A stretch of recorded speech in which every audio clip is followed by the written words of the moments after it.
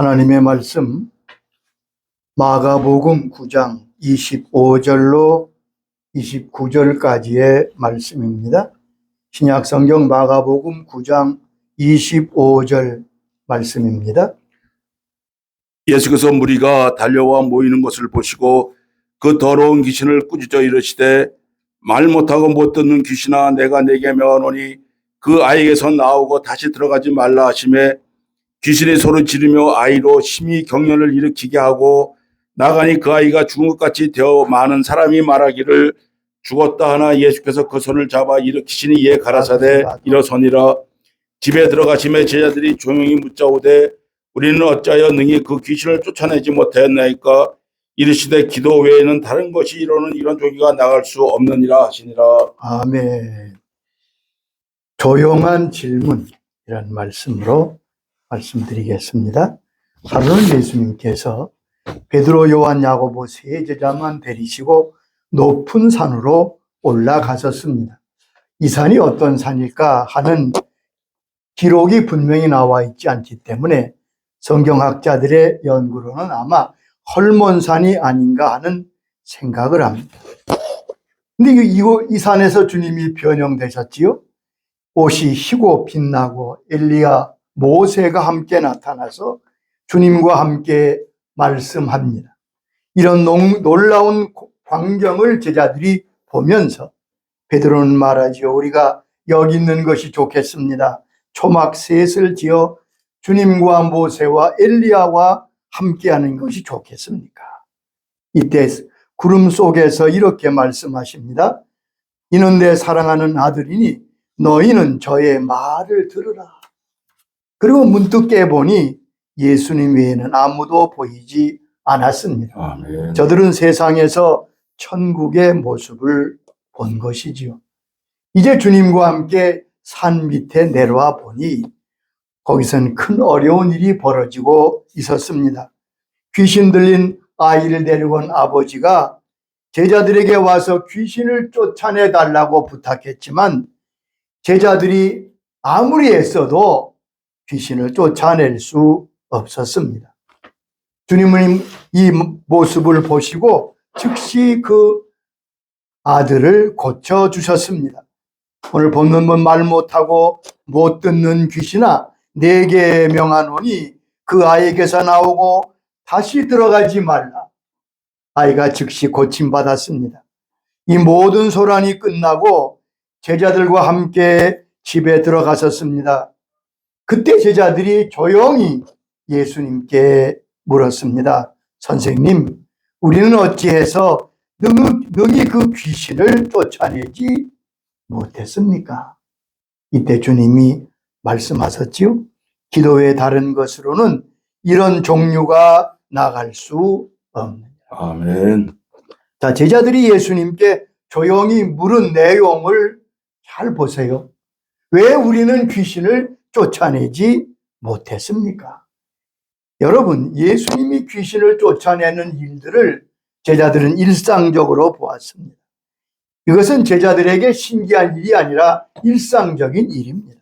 뿐만 아니라 제자들도 귀신 쫓는 능력을 받았습니다. 그리고 친히 그것을 경험했습니다. 마가복음 6장 7절에 이렇게 기록되어 있습니다. 12 제자를 부르사 둘씩 보내시며 더러운 귀신을 제어하는 권능을 주시고. 여기 보면 12제자를 보내시면서 더러운 귀신을 제어하는 권능을 주셨다고 했습니다. 12절과 13절에는 이렇게 말씀합니다. 제자들이 나가서 회개하라 전파하고 많은 귀신을 쫓아내며 많은 병자에게 기름을 발라 고치더라. 권능만 주신 게 아니라 실제 나가서 많은 귀신을 쫓아내고 기름을 발라 병든 자를 고쳤습니다. 제자들은 권능을 받았고 친히 나가서 귀신을 쫓아내는 것을 경험했습니다. 권능을 행했습니다. 그런데 지금은 9제자가 한 귀신 들린 아이를 쫓아내지 못하고 있는 거죠. 그래서 묻는 겁니다. 우리는 왜 쫓아내지 못했습니까?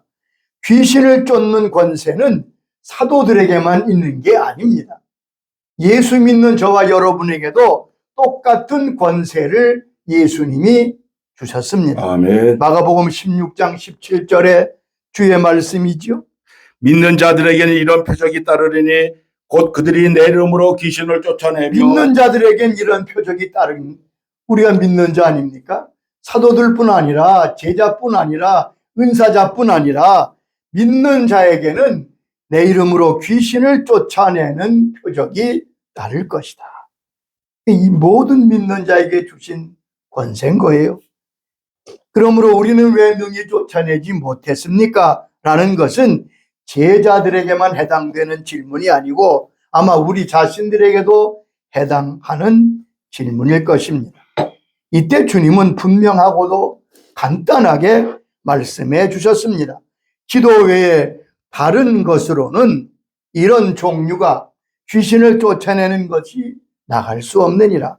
마태복음 17장에도 같은 사건이 기록되어 있는데 마태복음 17장 21절에 킹 제임스 버전에 따르면 기도와 금식에 의하지 않고는 나가지 아니하느니라. 기도와 금식을 하지 않고는 그것을 통하지 않고는 나가지 않는다고 말씀하셨습니다. 아멘. 자, 제자들은 왜 자기가 귀신을 쫓아내지 못했는지를 몰랐지요. 지난날 주님이 보내셨을 때는 분명히 귀신을 쫓아냈는데 권세도 받았는데 왜 오늘은 안 되는 것일까요? 주님이 말씀하십니다. 너희가 기도가 없었기 때문에. 아멘. 경험과 지식으로 능력은 나타나지 않습니다. 우린 여기서 깨닫습니다. 지난날의 경험으로 오늘 이 일을 감당할 수 없다는 거죠. 제자들은 지난날 귀신을 쫓아낸 경험이 있습니다. 은사도 있습니다. 권세도 받았습니다. 그래서 오늘 당연히 될 줄로 생각했습니다. 그러나 실패했습니다. 17장 마태복음 17장 20절에는 너희가 믿지 않았기 때문이라고 말씀했습니다. 믿음은 경험이 아닙니다. 신앙 경력과 믿음의 능력은 일치하는 것이 아닙니다. 믿음은 능력이며 권세며 현재입니다. 과거의 경험에 의지하여 오늘 하나님의 능력이 나타나기를 기대하는 것은 어리석은 것입니다. 하나님의 은혜와 능력은 계속 공급받아야 합니다. 그것이 바로 기도입니다. 어제의 능력으로 오늘의 일을 감당할 수는 없습니다. 흘러간 물로 물레방아를 돌릴 수 없는 것과 같습니다.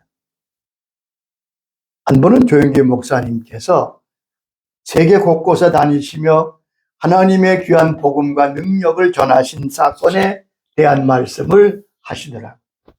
일본에 가서 선교할 때 놀랍게도 수많은 귀머거리들과 장님들이 고침을 받았습니다.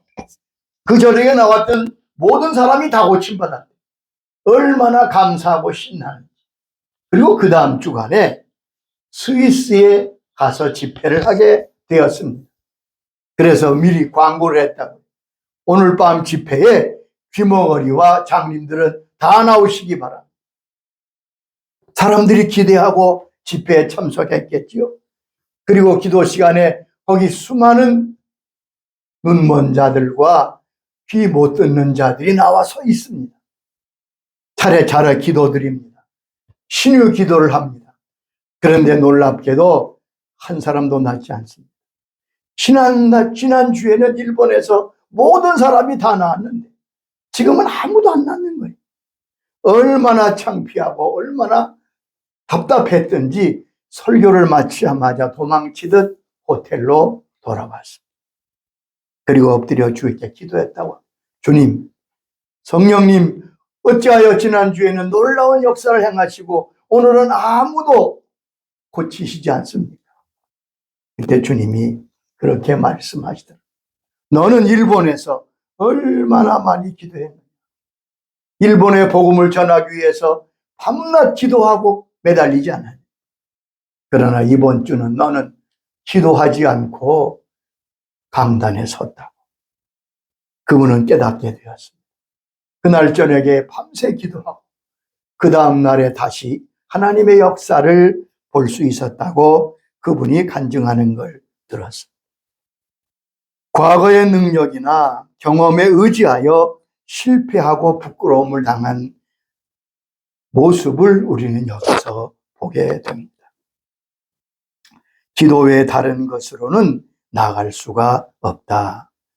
간단하고도 분명한 말씀으로 대답하셨습니다.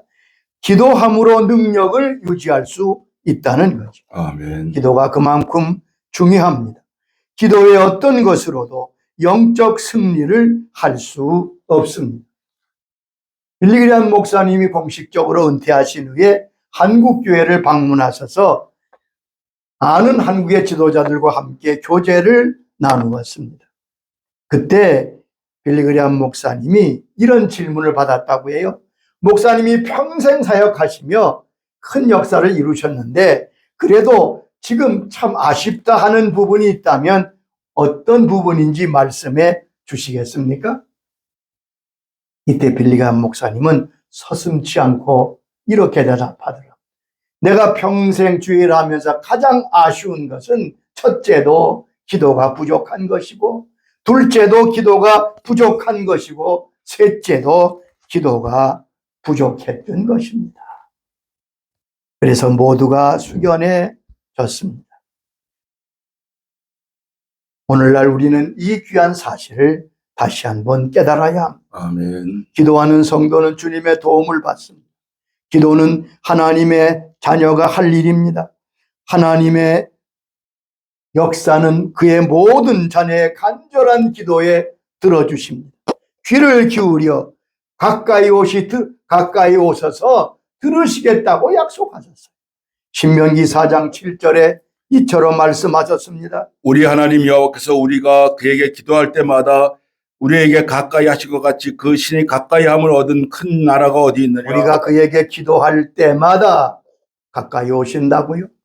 시편 145장 18절에도 이처럼 말씀하셨습니다. 여호와께서는 자기에게 간구하는 모든 자 곧 진실하게 간구하는 모든 자에게 가까이 하시는도다. 기도는 하나님을 우리에게 초청하는 통로입니다.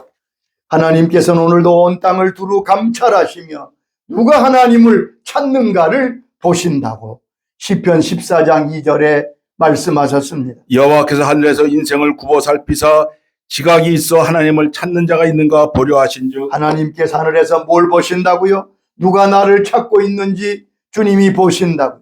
하나님은 천지 만물을 창조하시고 우리를 끊임없이 지원하시는 분이십니다.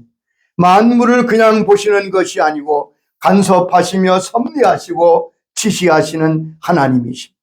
그러므로 하나님과의 관계가 끊어지면 우리는 아무것도 할 수 없습니다. 통신망이 두절된 것과 같습니다. 기도는 하나님과의 관계입니다. 그분의 도움을 받는 것입니다. 하나님께 아뢰는 것입니다. 하나님과 나와의 관계가 열려 있다면 세상의 모든 것을 우리는 이룰 수 있고 염려하지 않아도 됩니다. 기도하면 삶이 풍성해집니다. 기도는 우리의 삶에 이른 비와 늦은 비처럼 생명과 은혜를 부어주십니다. 그러므로 우리는 늘 기도해야 됩니다. 기도는 우리에게 풍성한 은혜를 주시기 때문에 기도하는 일을 게을리해서는 안 될 것입니다.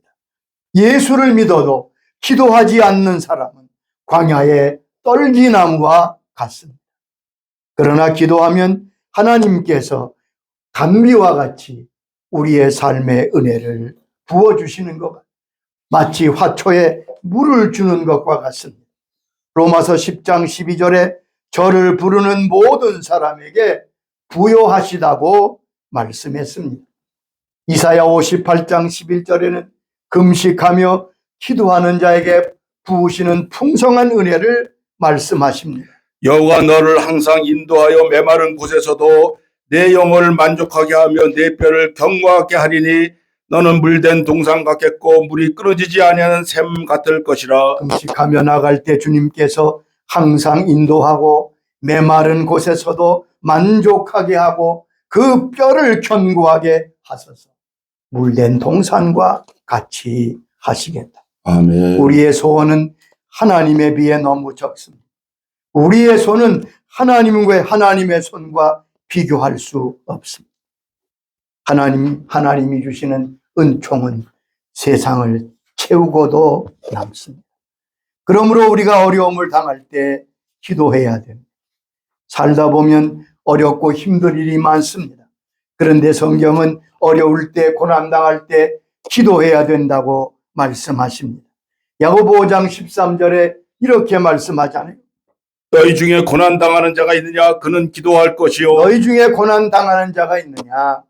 그는 기도할 것이요. 시편 50장 15절에도 말씀하십니다. 환난 날에 나를 부르라. 내가 너를 건지리니 내가 나를 영화롭게 하리로다. 어려울 때 하나님 앞에 기도하여 건짐받고 구원받은 역사는 세상에 너무 많습니다. 너무나 수많은 간증이 있습니다. 어느 믿음 좋은 형제가 용접공으로 일했습니다. 그런데 시외각에 하수구를 놓으며 용접하는 일을 하고 있습니다. 퇴근 시간이 돼서 함께 일하던 직원들은 다 퇴근하고 자기는 하던 일을 마치고 가려고 일하고 있는데 갑자기 하수구를 묻어놓으라고 파놨던 그 흙더미가 무너지게 됐어요. 그래서 꼼짝없이 땅속에 묻힌 겁니다. 다행히 산소통이 있기에 숨 쉬는 것은 괜찮은데 이대로 내일 아침까지 꼼짝 못하면 죽게 된 거지. 그는 거기서 하나님 앞에 기도했습니다. 주님, 나를 구해 주시오. 아무도 없습니다. 그렇게 그 시간에 가장 친한 친구가 몇 킬로쯤 떨어진 다른 현장에서 일을 하고 있는데 이 친구가 퇴근하려고 준비하다가 갑자기 자기 친구 생각이 난 거예요. 같이 가서 같이 퇴근하고 오늘 저녁 식사를 해야 되겠다. 그걸 생각하고 차를 몰고 그 친구가 일하는 현장에 와 보니까 아무도 없는 거예요. 다 퇴근했나 보다. 그리고 다시 가려고 보니까 이상하게 현장에 기구들이 남아있는 거예요. 이상하다 싶어서 가까이 가니까 흙이 무너진 것을 발견할 수 있어요. 그래서 그 친구를 구할 수 있었습니다. 하나님은 기도를 들으시는 분이십니다. 아멘. 일본에 어떤 과수원이 있었습니다. 한 1000주 되는 과일을 가꾸고 있는 분인데 이분은 그 동네 유일한 예수 믿는 사람이에요. 어느 해 열매가 다 익어서 이제 따려고 하는 그 무렵이 됐는데 이상한 벌레가 생기기 시작하면서 기승을 부리기 시작합니다. 약을 치고 아무리 잡아도 죽질 않는 거예요. 줄어들질 않아요. 이제는 도저히 손을 쓸 수 없는 지경이 됐습니다. 이때 이분은 온 집안 식구와 함께 나무 밑에서 철야로 기도하기 시작했습니다. 하나님, 어떠하든지 도와주시옵소서. 이 벌레들을 퇴치시켜 주시옵소서. 그리고 간절히 하나님 앞에 밤새 기도하는데 새벽녘에 갑자기 멀리서 새떼가 몰려, 전에 처음 보는 이상한 새떼가 엄청 많이 몰려오더니 나무 한 그릇에 한 마리씩 앉더라. 그리고 그 벌레를 먹기 시작하는데 순식간에 몇 시간 만에 모든 벌레를 다 깨끗이, 그리고 나무를 깨끗하게 했어. 이 소식은 일본 전역에 퍼져서 많은 사람에게 감동을 주었습니다. 하나님이 도와주신 것입니다. 아멘. 기도응답의 역사는 너무나 분명합니다. 그것은 많은 증인과 증거를 가지고 있습니다. 세계에 가득 차 있습니다. 물론 응답되지 않는 기도도 있습니다. 성경에서도 우리의 기도가 응답되지 않았던 역사도 있습니다. 그 이유를 아무도 알지 못합니다. 궁극적인 이유는 하나님만이 아십니다. 하나님만이 최후의 주권자십니다. 하나님은 우주의 주권자지만 하나님은 실수하지 아니하시는 아멘. 하나님인 줄로 우리는 믿습니다. 우리가 하나님의 능력을 믿듯이 하나님의 전지하심과 하나님의 주권을 인정하고 믿어야 합니다. 모든 것이 합력하여 유익하게 될 것을 믿어야 할 것입니다. 내가 모르는 주님의 뜻이 있습니다. 그러므로 우리는 기도할 때에 다음과 같은 것을 꼭 기억해야 됩니다. 첫째는 내가 하나님께 기도하고 있다는 사실을 잊으면 안 됩니다. 내가 기도드리는 대상이 하나님이십니다. 우리가 하나님 앞에 강요하거나 하나님께 명령하고 있는 게 아닙니다. 하나님께 기도를 드리고 있습니다. 하나님의 뜻이 이루어지기를 기도하고 있습니다. 나의 뜻대로 구하는 것이 아니라 하나님 뜻대로 이루어지기를 구하고 있는 거죠. 마더 테레사라는 수녀는 인도에서 헌신한 아주 유명한 수녀 아닙니까? 그분은 기도에 대해서 다음과 같은 교훈을 남겼습니다. 그분은 그렇게 말해요. 우리는 기도할 때 세 가지를 꼭 기도해야 한다고. 첫째는 하나님의 뜻을 알 수 있는 빛을 비추어 달라고 기도하라고 말합니다. 우리의 마음이 어두워지고 우리의 욕심이 잡히거나 세상에 붙들리면 하나님의 뜻을 바로 알 수가 없습니다. 어두워져서 하나님의 뜻을 분간할 수 없습니다. 우리의 마음이 깨끗하고 맑아져서 하나님의 뜻을 알게 해달라고 먼저 기도하라고 권면하고 있습니다. 아멘. 두 번째는 하나님의 뜻을 받아들일 수 있는 사랑과 순종을 주시옵소서. 그렇게 기도하라고 가르칩니다. 하나님의 뜻을 알아도 다 되는 게 아닙니다. 그 뜻을 기쁘게 순종할 수 있는 순종의 마음이 있어야 합니다. 하나님께 기쁘게 순종하고자 하는 마음을 달라고 기도할 것을 가르칩니다. 세 번째는 하나님의 뜻을 행할 수 있는 방법을 알게 해달라고 기도해야 된다는 거예요. 하나님의 뜻을 알게 되었을 때 어떻게 그것을 순종하고 어떻게 나아가는지를 그 방법을 하나님께 기도하는 것이 중요합니다. 다윗은 블레셋이 쳐들어왔을 때 하나님 뜻을 묻습니다. 전쟁이 나면 마땅히 나가 싸워야 되겠지만 그러나 다윗은 하나님께 뜻을 물었습니다. 사무엘하 5장 19절에 이렇게 말씀했습니다. 다윗이 여호와께 여쭈어 이르되 내가 블레셋 사람에게로 올라가리까 여호와께서 다윗에게 말씀하시되 올라가라 내가 반드시 블레셋 사람을 내 손에 넘기리라. 여기 보면 하나님께서 다윗에게 응답하십니다. 그래 올라가라. 그러면 내가 이기게 하겠다. 아멘. 그리고 그는 순종하고 블레셋을 물리쳤습니다. 그런데 또다시 블레셋이 쳐들어옵니다. 그런데 이번에도 하나님 앞에 다윗은 기도하는데 하나님은 다른 방법을 말씀하십니다. 사무엘하 5장 23절입니다. 다윗이 여호와께 여쭈어 이르시되 올라가지 말고 그들 뒤로 돌아가서 뽕나무 숲을 맞은편에서 그들을 기습하되 뽕나무 꼭대기에서 걸음 걷는 소리가 들리거든 곧 공격하라. 같은 블레셋과의 전쟁인데 전쟁하는 방법이 달랐습니다. 이처럼 하나님께 하나님의 뜻을 알 수 있는 방법을 기도하는 것이 중요합니다. 두 번째는 하나님 보시기에 합당한 마음으로 기도해야 할 것입니다. 하나님은 아무의 기도나 들어주시는 분이 아닙니다. 누가복음 18장에 예수님의 말씀에 의하면 두 사람이 성전에 올라가 기도하지요. 바리새인과 세리입니다.